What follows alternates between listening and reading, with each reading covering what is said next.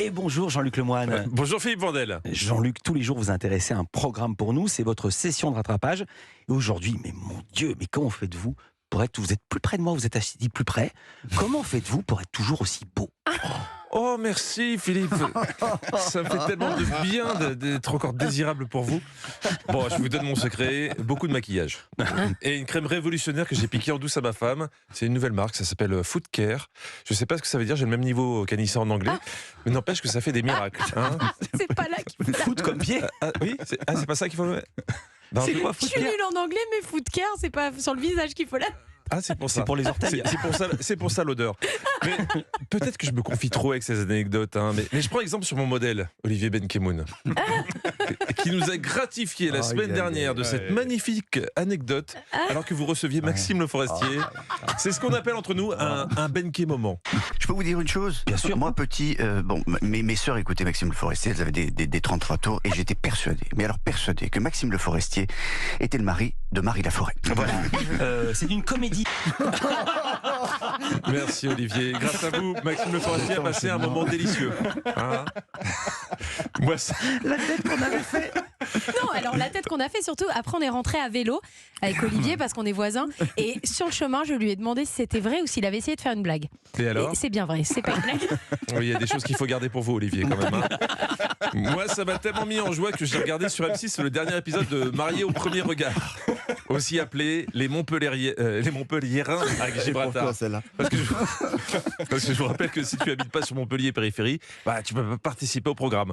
Et dans cet épisode, on a pu retrouver Estelle et Maximilien qui continuent de se découvrir. Et quoi de mieux qu'un petit cadeau pour livrer ses sentiments à l'être aimé. Incroyable. D'accord, ok. Du coup, je vais devoir cuisiner des pâtes en forme de pénis. Juste, pourquoi des pâtes avec des zizi, tu vois ? Je sais, elles sont meilleures. Des nouilles en forme de zizi. C'est marrant parce qu'après quelques années de mariage, je pense qu'elle aura l'inverse. Il y a un temps de réflexion. Oui, mais on l'a je laisse le temps de monter ça. Offrir ce genre de cadeau au troisième rendez-vous, c'est la définition de l'audace. D'ailleurs, si je peux me permettre, c'est peut-être un peu tôt. Hein, pour les pâtes zizi, je pense que j'attendrai entre 20 ou 30 ans avant de me risquer sur ce terrain. Et surtout, j'insisterai pas. L'humour, pour moi, c'est très important. Ah, quand même, j'avais pas vu ça. Elle double de taille à la cuisson. C'est ça. Ou alors elle essaie de lui faire passer un message. C'est sans doute une allégorie sur l'inflation sur les produits alimentaires. Je sais pas, j'essaie de comprendre. En tout cas, ce qui devait arriver arriva. Elle ne pourra pas dire qu'elle n'avait pas cherché. Maximilien décide d'appeler Estelle, la psychologue de l'expérience, pour lui demander son aide. Vous avez fait une blague qui est tombée à côté, quoi, qui n'a pas fonctionné. Exactement. Alors, il faut arrêter. C'est exactement ce que je disais. Bon, j'avoue, mea culpa, j'ai un peu trafiqué les extraits. C'est pas vraiment pour ça qu'ils ont appelé la psy de l'émission. Ah, d'accord. Autant la vanne sur les pâtes pénis est passée comme dans du beurre. Et en disant cette phrase à voix haute, je me rends compte que c'est bizarre.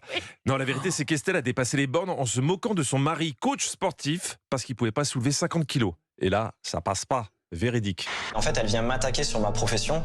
Et en tout cas, moi, voilà, ça me blesse. Et attends, est-ce que je travaille dans la salle ? Non. Est-ce que c'est moi qui est coach ? Non. Je veux bien rigoler, je veux bien qu'on m'envoie des pics, je veux bien qu'on me taquine. Mais il y a des limites à pas dépasser.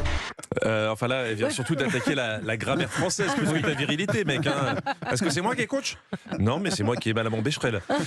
Dans un couple, tout est signifiant. Comme chez Maureen et Benjamin, compatible à plus de 80% selon les experts. Et on l'a bien senti lors de la nuit de noces. J'ai franchement plus beau pyjama. Ben ça se voit. Ce pyjama, ça en dit long sur l'état d'esprit de la personne.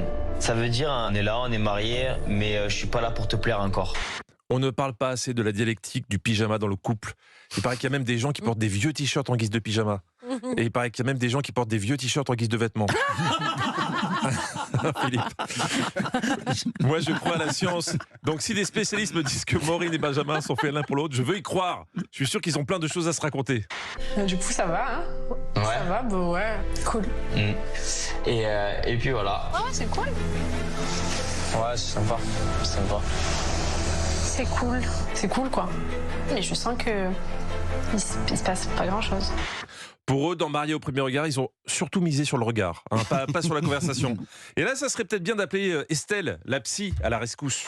Maureen et Benjamin sont dans une impasse parce que malgré leur très grande et indéniable compatibilité, ils n'analysent pas la situation de la même manière. Alors, indéniable, c'est pas le mot que j'aurais choisi. Les experts de Mariés au premier regard, j'ai l'impression qu'ils ont les mêmes éléments de langage que le gouvernement. On sent que dire qu'ils se sont plantés, c'est pas dans leur vocabulaire. Parce que le seul truc qu'ils ont en commun, c'est qu'apparemment, ils se font chier tous les deux. Hein. Une explication, Estelle ? Pour Maureen, l'amour, c'est tout ou rien. Soit elle est amoureuse, soit elle ne se sent pas en couple. C'est le revers de la médaille de sa personnalité très entière. Mais je suis bien d'accord, ils sont chiants, ces gens qui veulent avoir des sentiments pour se marier. Ils ont vraiment rien compris au projet. Merci beaucoup Jean-Luc Lemoyne. À demain, on vous retrouve d'abord tout à l'heure de 16h à 18h avec Stéphane Bern sur Europe 1. Et on retrouve tout à l'heure Olivier Benkemoun et ses punchlines.